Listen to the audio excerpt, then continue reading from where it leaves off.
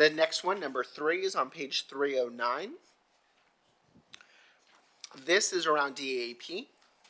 So DAP programs are required to have a maximum student-to-teacher ratio of 15:1 by the Texas Education Code. This We're seeking a exemption from this to allow up to 20:1. So we have built DAP, the Spring Empowerment Academy, around and staffed it around 180 students at 15:1. However, as you know, we also want to be prepared for future events, just in case. So if there was an incident where we were at capacity at the 180, 15:1, this would give us some freedom to be able to potentially temporarily add a student to DAP, and still be in compliance with the law. And as you can see, there's 139 school districts that have this item as well. We are capping it at the 20, as you can see. That is correct.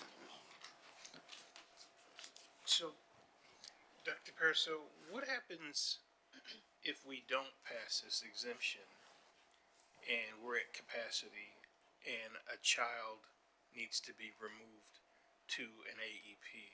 Would they be shunted to JJAEP and use one of those 10 seats that we have? So it would depend on the infraction. It could be potentially that students are kept in like an ISS at the school. That's similar to what was allowed with this year, and TA allowed it for like vaping. 40% of our DAP placements this year were due to vaping. So when you have those situations, that can be, depending on, again, on the fraction, it could be a JJAP placement, and we may also review the current placements that were there. So there's a couple of options that we do have if it wasn't passed, but we have hit limits before, and you've probably heard that sometimes from teachers or for principals, that our DAP was at capacity, which is one of the reasons we're increasing those seats from what was currently available at Ritchie. Trustee Correa? So I kind of want to go back to the, the implementation with Fidelity. I've heard grumblings in the community of teachers currently not disciplining kids with the vaping, and if 40% of our cases are vaping already, how are we going to make sure that the teachers are actually implementing this new, in some ways, we're almost making it easier for them to say no, because now we have these different tiers of support. So I guess the question is, like, how are we actually going to make sure that these teachers are actually doing what they're supposed to be doing? And so as far as addressing vaping issues when they're on campus, so that still is vital. That we've got to make sure we protect the health of our students. We actually know that vaping, the research has been shown that vaping causes greater damage to the lungs even than smoking. People are often not aware. There's flavors, those kind of things that make it even more appealing. So the awareness is one of our key strategies on the forefront. So we're working on awareness. We'll be right away, they'll also be referred to those programs, what we're calling like a second chance program.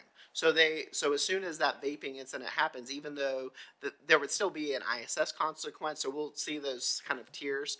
There would still be an ISS consequence. There would still be the counseling consequence for that second chance program. And then I know Dr. Cuellar can speak to specifically regarding the school processes of what they're doing with administrators to ensure that every case is addressed.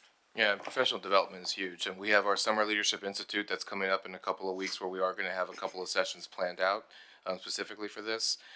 We have our Summer Teacher Extravaganza also that will be out in the back end of July, where we'll have all of our teachers in one forum. We'll also be able to have very, very robust discussions and trainings specifically about this as well. So we do have a cadence approach to how we're going to move through our training and professional development. But it won't just stop in the summer. It will be continuous throughout the course of the year. Which will just, again, going back to how we're going to ensure that we're implementing with Fidelity, it just has to be continuous training, not just district-wide, but also ensuring accountability at the campus level, from our leadership all the way down to our teachers and staff. Okay, thank you. And to be sure, vaping probably isn't occurring in the classroom. It's usually in a bathroom, and certain teachers go and help and get the kids out and taken care of. So, if a teacher doesn't really want to deal with it, they don't have to go in the bathroom. They can go get another teacher to help or something like that.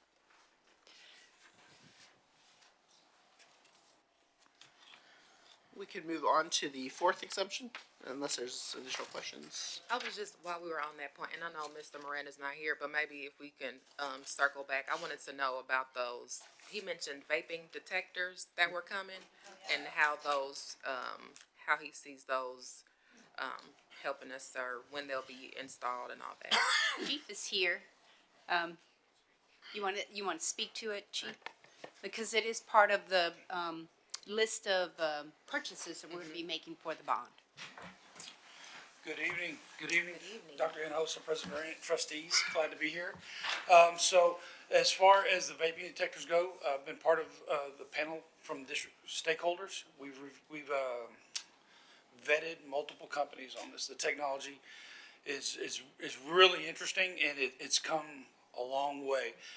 As far as implementation, I know that Gary Hutton, along with Mark Miranda and Lieutenant Borkart from my team, they have been working along with IT, because it's a lot of interface with computer systems. But I think that once we get them in place, and I do believe that we're slated for the fall to start having them implemented. They've really streamlined the way they described it to us. Should it be the case that it's a very streamlined installation process? And what it's going to do, it's going to notify these administrators so they can make contact with these kids while that's going on. We know that a large portion of this takes place in the restrooms.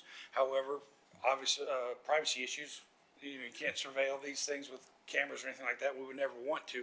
However, the vapor is detected and the admin is notified.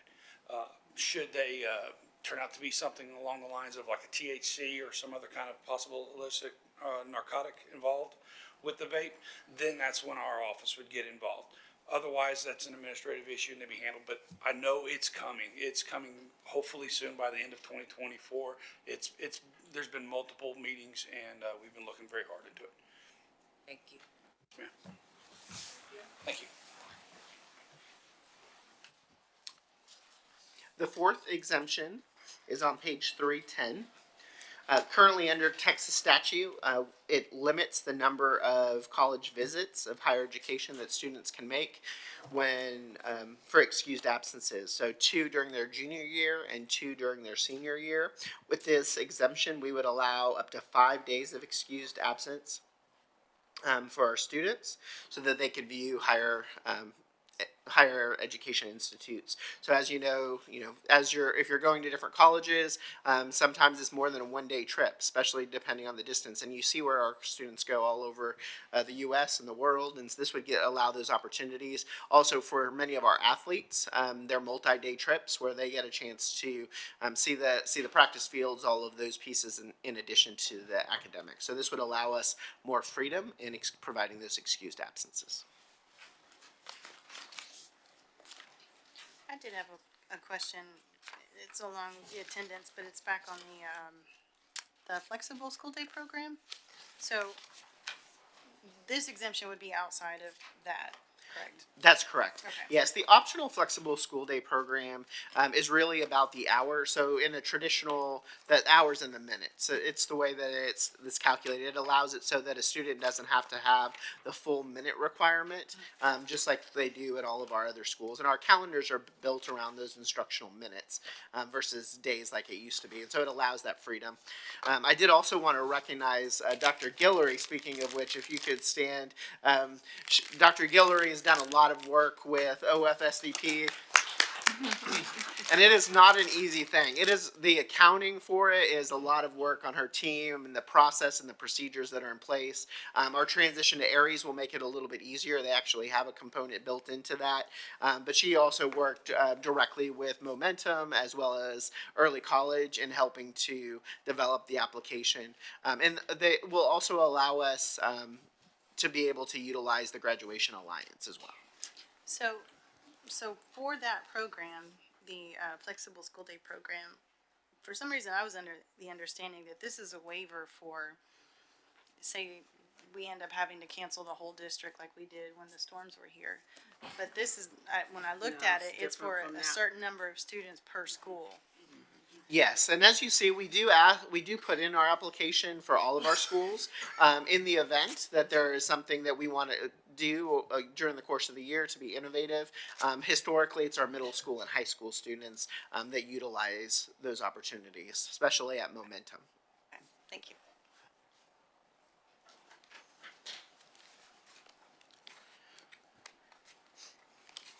Without any other questions, you can go to your next item.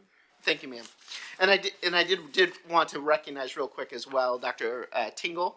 Dr. Tingle led all of the stakeholder groups, and it was fast and furious couple of weeks, meeting with each group of parents, students, teachers, the ACE committee, principals, and so he was able to go, and we got feedback from all those groups, and the overall was they were in favor of these changes, these exemptions. So, thank you, Dr. Tingle.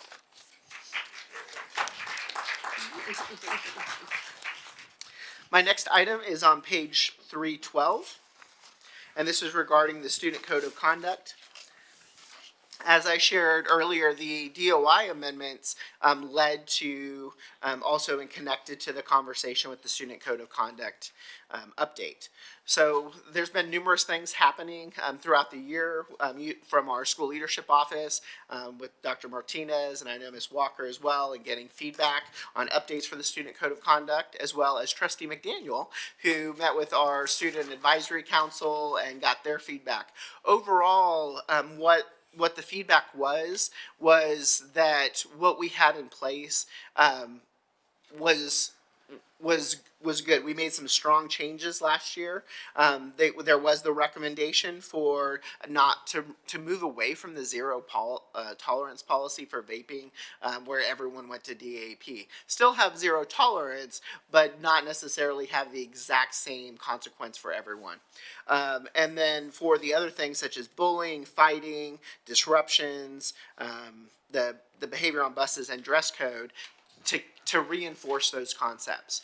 Our students and other groups also really talked about how do we simplify the language. If you look at the Student Code of Conduct, it's mostly text-based, it's heavy reading.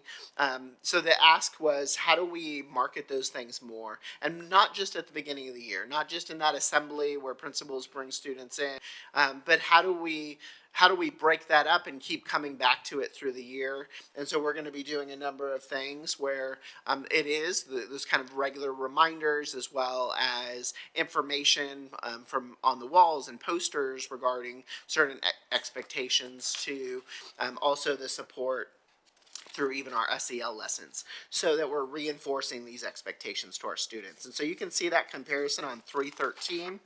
And then on 314, there is a visual that will go in front of both the Student Code of Conduct as well as the Student Handbook, showing the safety policies that we have in place that we will continue to enforce, and the update on vaping as discussed previously with the DOI.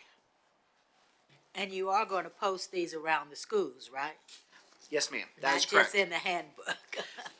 Yes, that is correct. Nice big posters. Big posters and even individual posters on vaping, posters on dress code, on ID badges, so that way that the message is everywhere, right?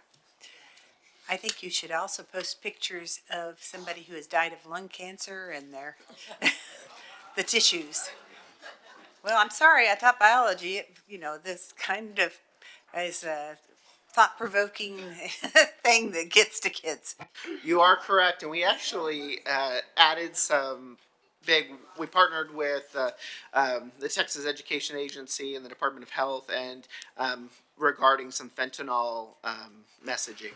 And so we had these large banners that went out on our baseball fields this year to help bring that awareness to, and they were in English and Spanish. I'd like to maybe explore the possibility of texting it to parents and kids. People look at text messages before emails or anything else. If you can, I don't know if you can text the Absolutely, yeah. link, we'll even add if that it's to just our- a link to the flyer, however we can do it, yeah. And social media. social media, yeah. We will add those to the marketing campaign. All right, the next item is on page 315. This is the monthly report for awards or grants over $10,000 to Spring. We have one item this month, and this is a grant from the Texas Education Agency as part of our partnership through the System of Great Schools. We were, as we continue to push forward with pre-K enrollment, and Dr. Hinojosa spoke about that and the challenges that we have given our teachers and ourselves to increase those numbers. This grant will provide us $65,000 that will go to our partner, which is Good Reason Houston. They'll be advising us and working with us and creating researching our own data, as well as helping us identify potential opportunities that maybe we haven't explored, or what's really working in that recruitment. And so we'll also be part of a collaborative between Aldine and Houston ISD as part of this grant. Thank you. In previous years, we hardly ever seem to get a grant, and now this has to be an item on our monthly reports. We're trying. Every single person, they have the message. Let's see what we can bring in, and it's working. Millions of dollars. The next item is on page 327. This one is also a reoccurring agreement. This is the interlocal agreement between Lone Star College, the North Harris campus, and Spring Independent School District, so that we are as that partnership through the Dekaney High School P-TECH program. And that comes up for renewal every 3 years. We have partnership for computer programming, coding, and gaming, as well as animation. Before we go to the final item, I want to back us up just a little bit. On the DLI committee, I know I originally represented the board on that committee when we instituted it. Have been any board representation continued on that committee? There was not, no ma'am. Okay, can we add that? Yes. We will make sure that they are added, we'll add that as part of that feedback.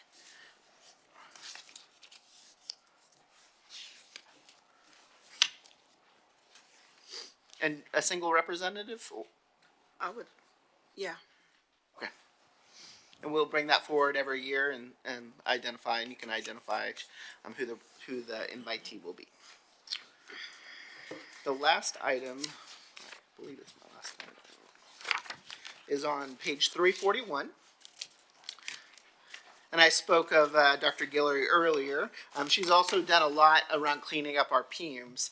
And so one of the things that we have identified is that while over the last few years since the pandemic, we've added a lot of instructional programs, innovative instructional programs, schools of programs of choice, and these schools of choice.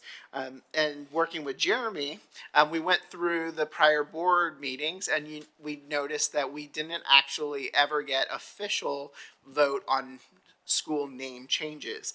And so while the board approved the programming for these various schools, like last month, the Spring Empowerment Academy, we talked about the name change, we talked about the logo, but we didn't officially take a vote for that name change.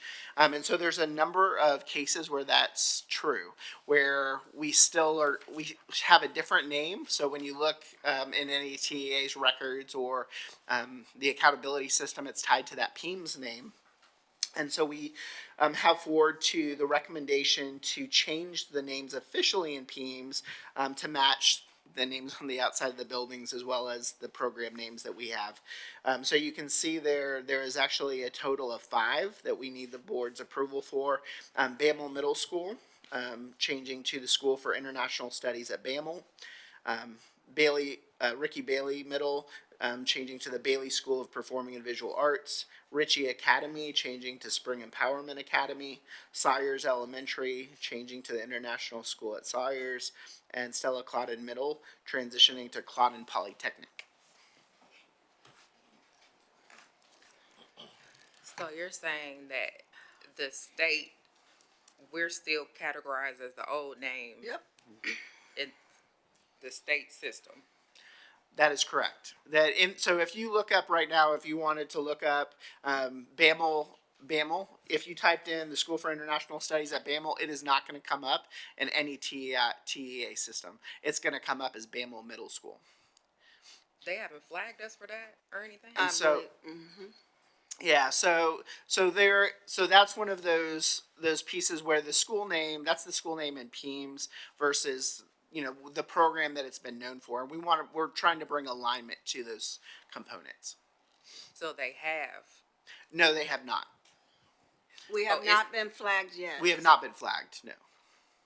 Okay. Dr. Guillory, what are some of the, Is there a consequence, or I'm trying to figure out what's the, Yeah, like, has it affected funding at any time? No, not at all. It's really about helping bring clarity to our community, about updating the names so they reflect the programs at the schools. And so that's why, like, if you look at like the World in Use report, it would utilize the school names that are the names in PEAMS, not the names necessarily that we refer to the schools. And so we're wanting to make sure that those align for clarity purposes. can you come up, please?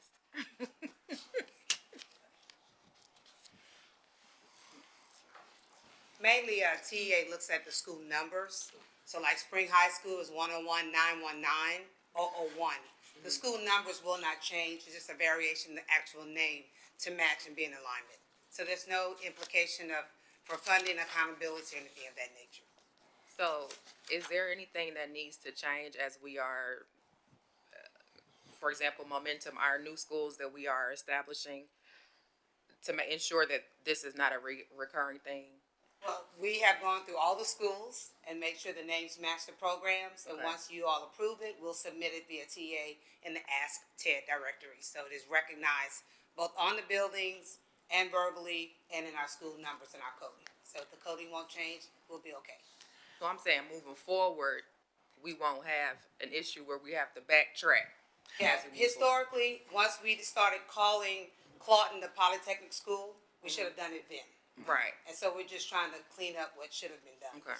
in the past. So going forward, any changes, just make the recommendation, we'll get it changed and ask TED directory for the state. this is a sore subject for me.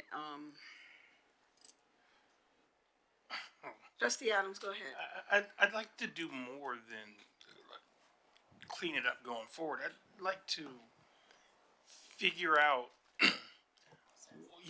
what is the system in place to make sure that when we don't have a Dr. Guillory around to catch us up, that this doesn't happen, right? Well, we have a policy in naming schools, and it's always done by the board. This was done without our knowledge or our approval. I found out at the state of the district that these names were changed with the rest of the world. So, and that was not this leadership. So that's a systems issue again. Like it shouldn't be dependent upon somebody with long institutional knowledge to say, "Hey, the board needs to change the name of the school." That should be a matter of protocol and system.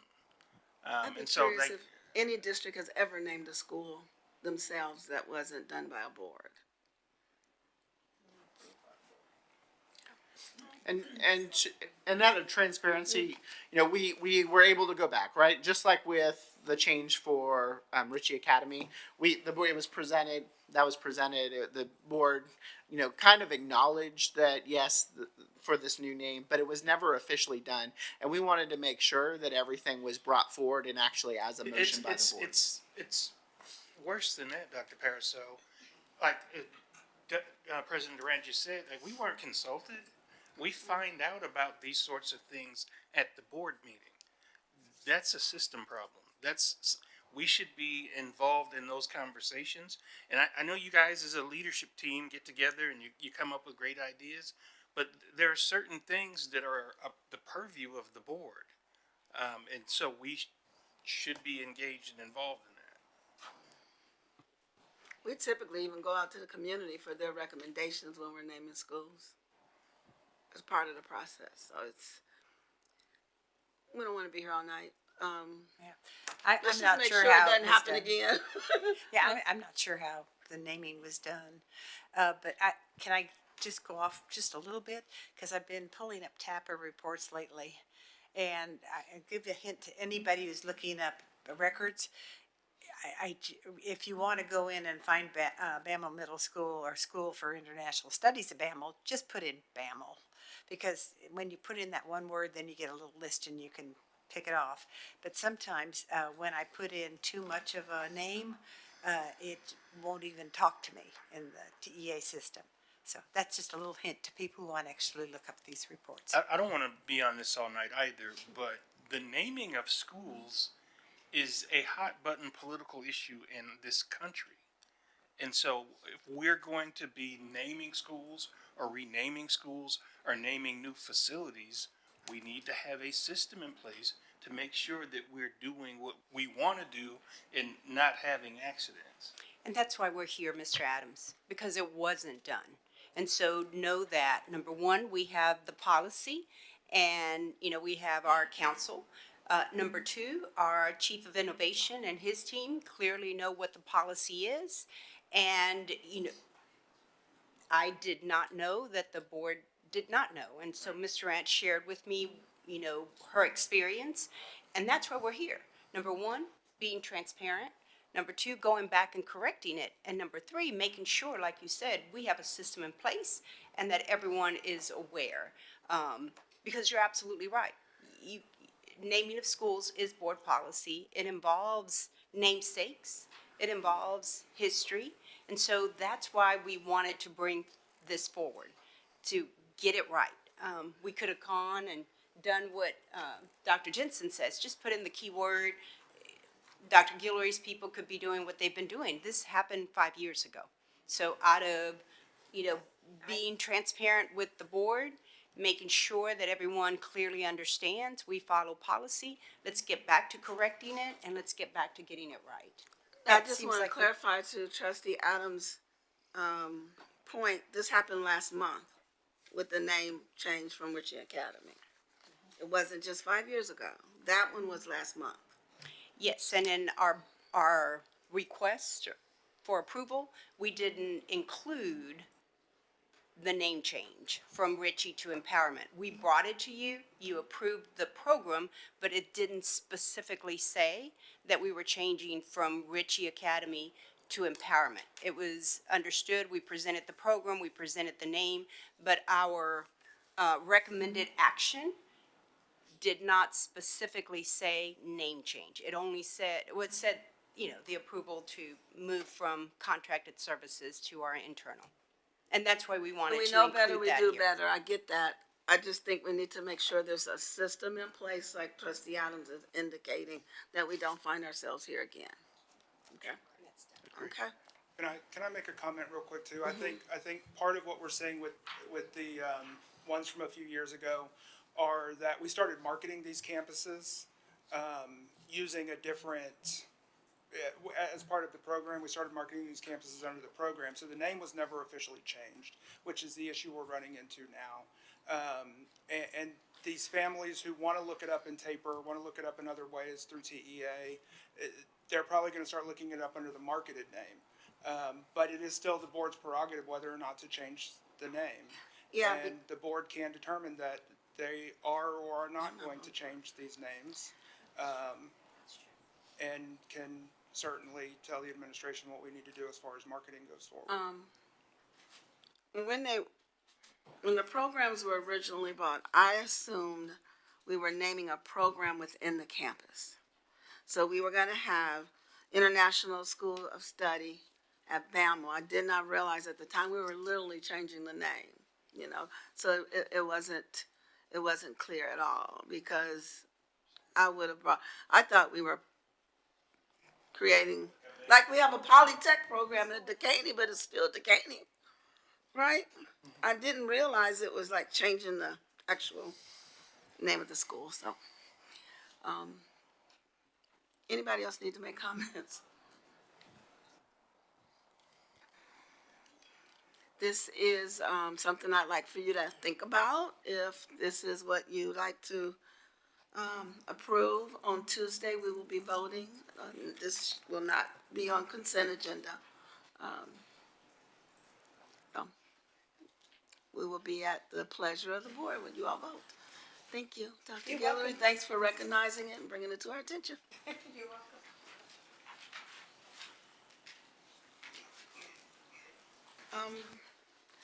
Thank you, Dr. Parasol. For our next item, I'd like to recognize our General Counsel, Jeremy Binkley. Good evening, trustees. If you'll join me on page 344, the first item I have for you tonight is a resolution to pay employees, for the bad weather day on May 17th. As you may recall, we had I believe it's a derecho, thank you, Sarah, come through Houston, winds in excess of 100 miles per hour, confirmed EF1 tornadoes, that disrupted power and created safety concerns throughout the greater Houston area. The district did cancel classes and work on May 17th, and what this resolution will do, similar to the many others that we seem to have had over the last couple of years for weather events in Houston, will allow us to pay employees while also ensuring that we fairly compensate those employees who did come in on May 17th to provide for the safety of our people in our buildings. Do you have any questions? It's not a question, just an observation. For what it's worth, on page 343, the explanation was due to a severe winter weather. That would be my fault. I can assure you the resolution removed those. I probably grabbed the wrong one when I sent it to Jason. Are there any other questions on the resolution? I don't want to hold y'all here for too long. You can move on. If there aren't any questions, moving to page 346 and beyond, this is second reading of TASB Policy Update 122. The board did go through these items in depth on first reading last month, and so as per our usual practice, I will just ask if the trustees have any questions regarding any of these policies on second reading.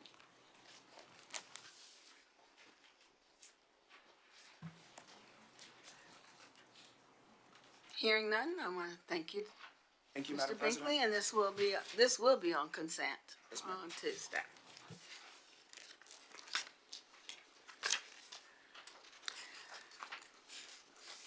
So our next item and our final item for tonight is a discussion of the nomination of the trustee for Region 4 seat on the TASB Board of Directors. I did forward you some information that we received at the opening of the seat. So I just wanted to have a dialogue. One, is anyone here interested, or does anyone have a nominee?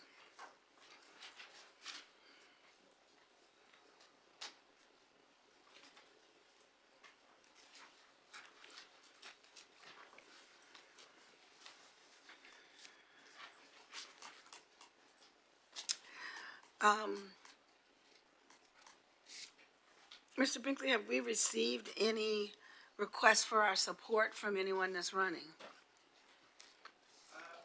No, Madam President, we are not at that part of the process yet.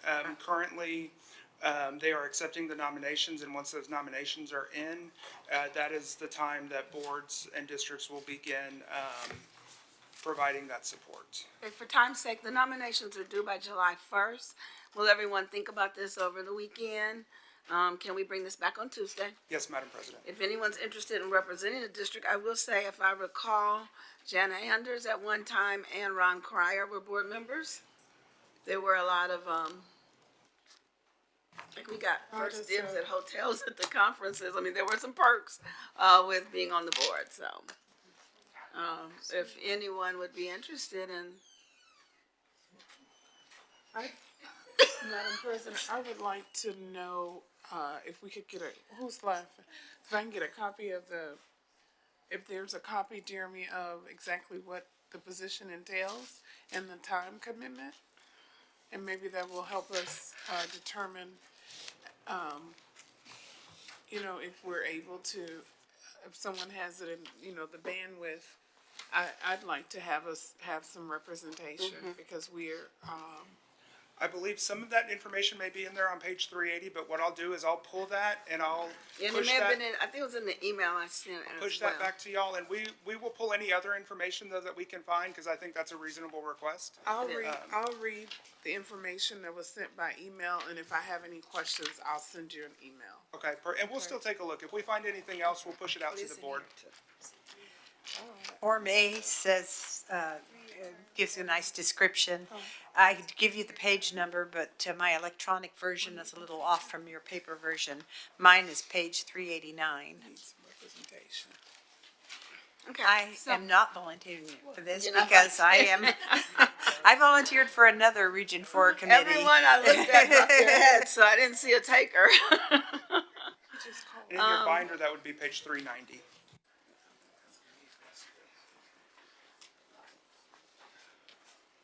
Okay,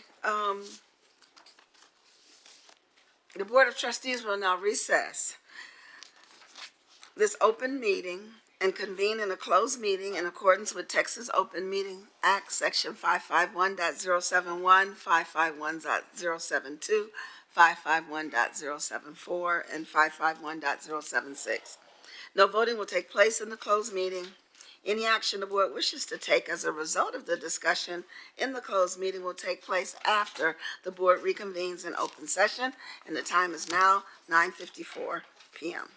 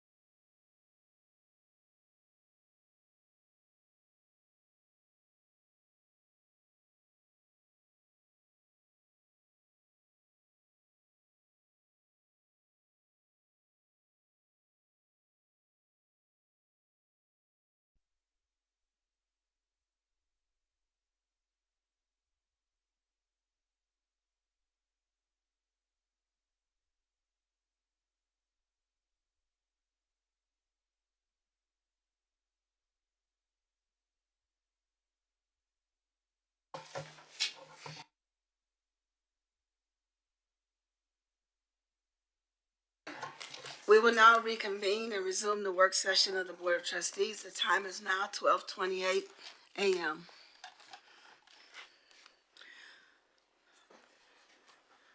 We will now address the items discussed during closed session. Are there any motions? Madam President, we have a couple of motions.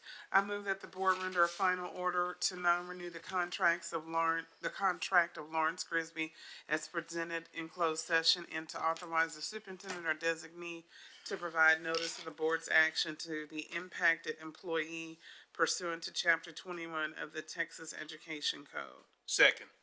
It's been moved by trustee Hodges and seconded by trustee Adams that the board render a final order to non-renew the contract of Lawrence Grisby as pursuant in closed session and to authorize the superintendent or designee to provide notice of the board's action to the impacted employee pursuant to Chapter 21 of the Texas Education Code. Is there any discussion?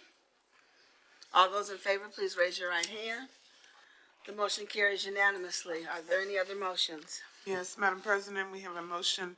I move that the board approve delegating authority to the superintendent or designee to negotiate, execute, and amend letters of intent within not to exceed budgeted amounts for the properties located south of Riley Fuzzle and east of Hardy Toll Road as discussed in closed session.